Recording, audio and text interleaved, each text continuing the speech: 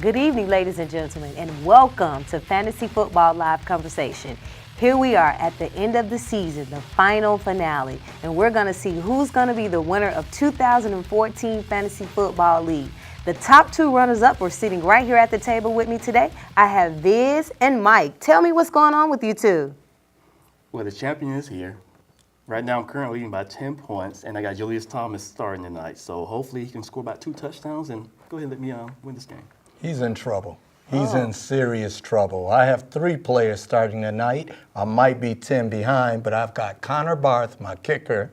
Then I've got A.J. Green, wide receiver for Cincinnati, and Emmanuel Sanders, wide receiver for Denver. And Peyton loves to throw to him. I think I got this under the hook. So he has 3 players to your 1. How are you going to come back from that? I am very confident.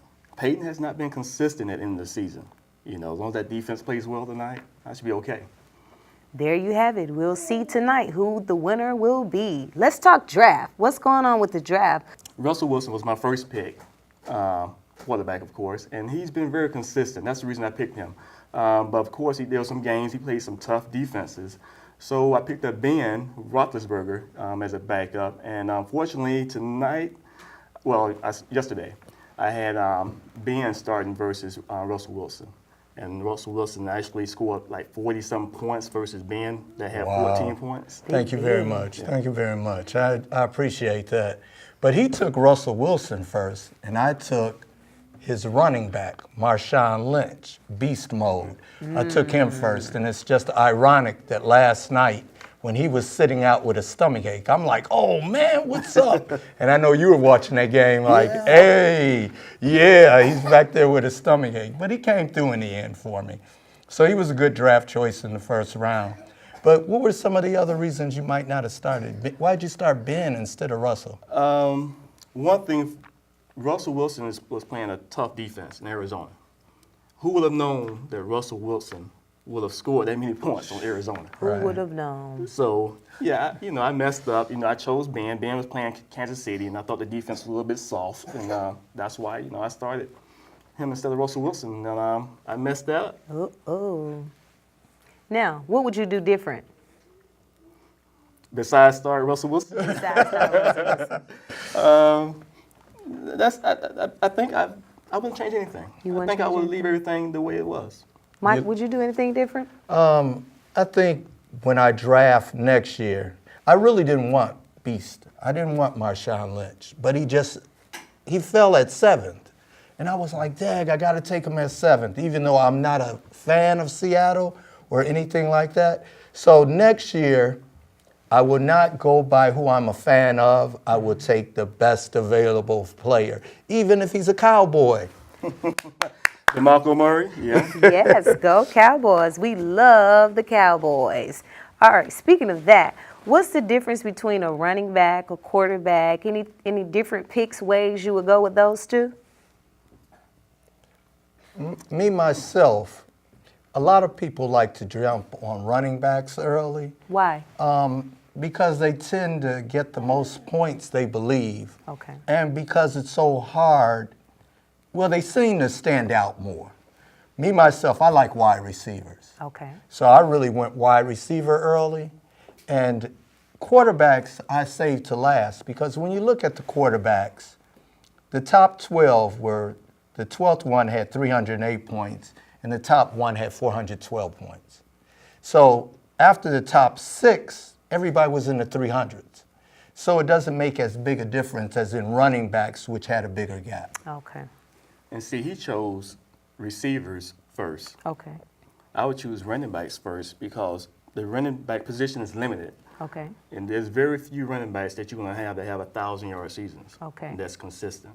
Okay. Receivers, dime a dozen. Think so. That's what got me here, man. I got 3 tight wide receivers. The thing about running backs, though, is a running backs jump from year to year. LaShawn McCoy had a great year last year, but what did he do this year? He's at the bottom of the barrel. Yeah. That's why I'm sort of scared of running backs. Those wide receivers tend to stay there, but the running backs don't. As you notice, he said he had 3 great receivers, meaning there's a lot of receivers out there. Okay. You want to come back with something from that? But I got 3 of the top wide receivers. There's a whole lot of running backs out there. All right, It's all right. getting the good ones and looking at the schedule. I think you really have to check the schedule of who they're playing that year. You know. And intuition. You have to look at the intuition. You have to look at players for potential. Right. You know, you can't really just look at what the season they had last year. You got to look at what they're bringing to the table, such as the rookies also. Right.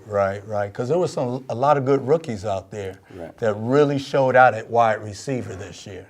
Kevin Benjamin, to name one. Odell Beckham. Oh, yeah. You know, Sammy Watkins. All right, we're getting ready to close it out and wrap it up. We're coming right back, and when we're coming back, we're going to talk about who busted the season up and who stunk the season up. We'll be right back to you.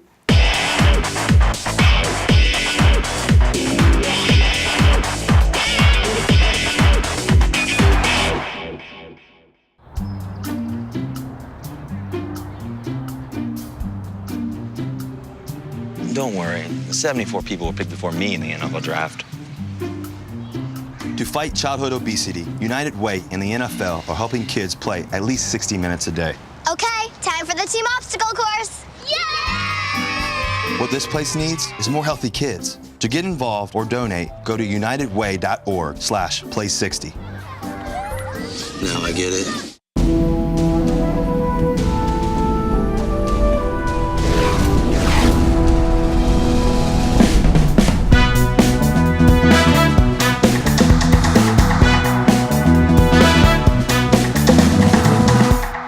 Hello and welcome back to Fantasy Football Live Conversations. I am Erica Walker. So excited to be back in the building with Media Mind Productions with my boy Mike and my boy Hop. You know.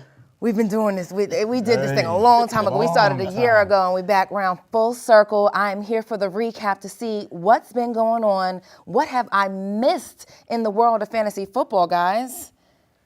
Well, you missed a long year. A long year, and you missed me getting ready to take the championship. I heard you are in the last game running for the big win. Congratulations on that. You're going up against a good one. The Viz had a very competitive game last year. I think he came up second, didn't he?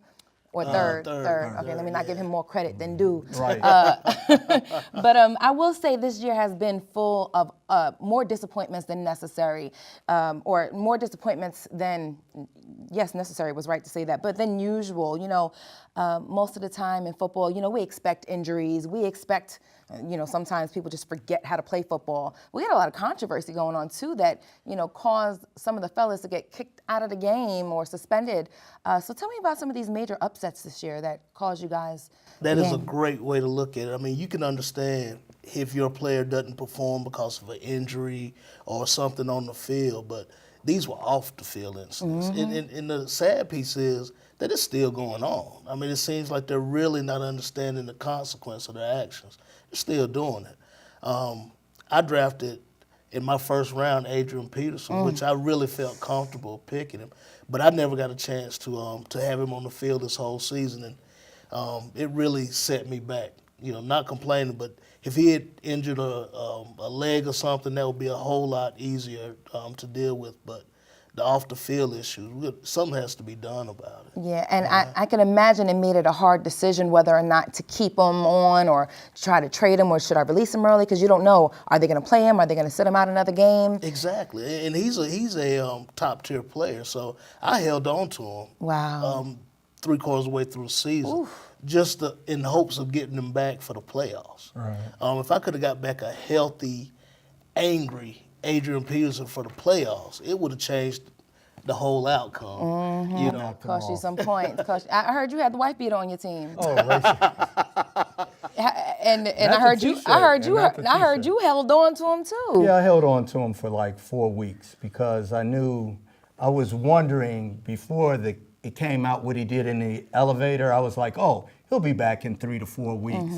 But once I saw that, I had to get rid of him, and I picked up Andre Ellington, the running back, which really helped my season. well, it almost happened. They almost worked out a deal for him to come back. It almost happened. But in the NFL, no team is going to take you with that scar. After they saw that elevator, they just knew that it was too much bad press. But they're giving him a 2-week suspension before the elevator Right. video came Right. out. Guys, as league owners of your team, though, why didn't you make that conscious decision to say, you know what, I need to dump this guy faster? He's, treading in deep waters. I don't know what's going to happen to him. Let me pick somebody else. Why wait 3 weeks? Why wait till 3/4 of the season? Because he's a premier player, and he can change the whole course of your season, one man. And I'm sure a lot of people messed up just the way you did with their fantasy teams. They did. Sorry to hear about Well, that. Ray Rice, to me, Ray Rice was a second-tier running back. He wasn't starting for me. He was on my bench. So I held on to him that long because I had really drafted him for the bye weeks when you need a running back. Right. But since he got in trouble, I was able to pick somebody up before the bye week start because the bye week started in week 4. And still made it into the playoffs. Well, let's get into some of your other disappointments. Throw some names out there. I heard the 15th most drafted player, Matthew Stafford. What happened to him? What happened with him? Who knows? He threw a lot of interceptions. Well, I think that part of his problem was Megatron. Calvin Johnson had a subpar season, and it definitely affected his season. Now, when you draft a person, you definitely have to look at the people around them. Right. And that's how they score their points. And when Megatron had a bad season, so did Stafford.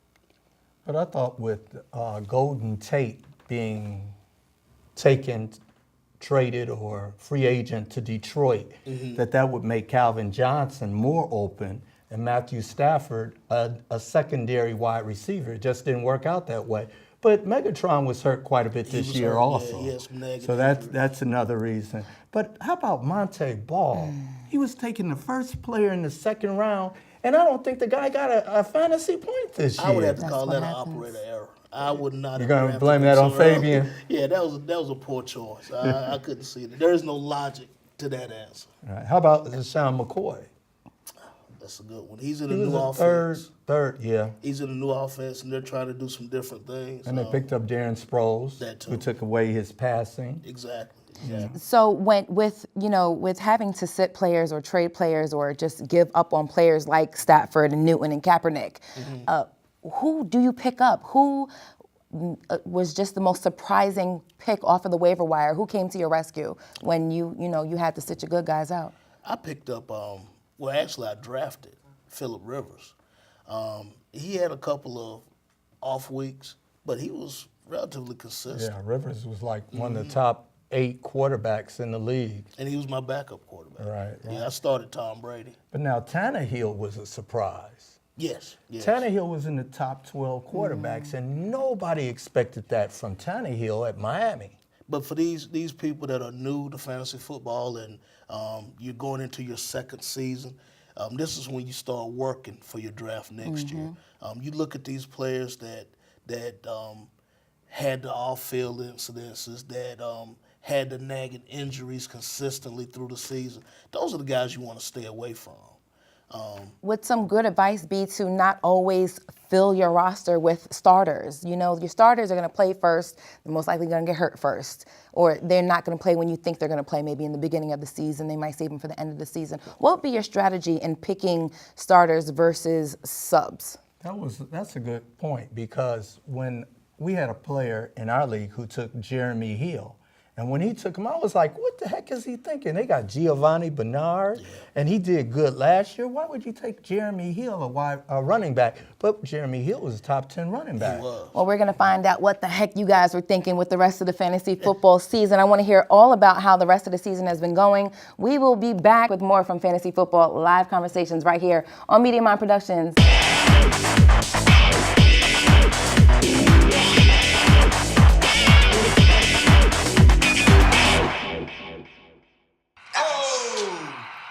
Checking your fantasy league? Nah, just my 401k statement.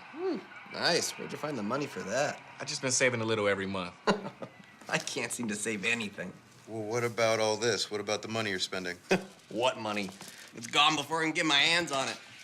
I got a pizza for a Todd. Hey, can somebody spot me? When it comes to financial stability, don't get left behind. It's 547. Get tools and tips for saving at feedthepig.org.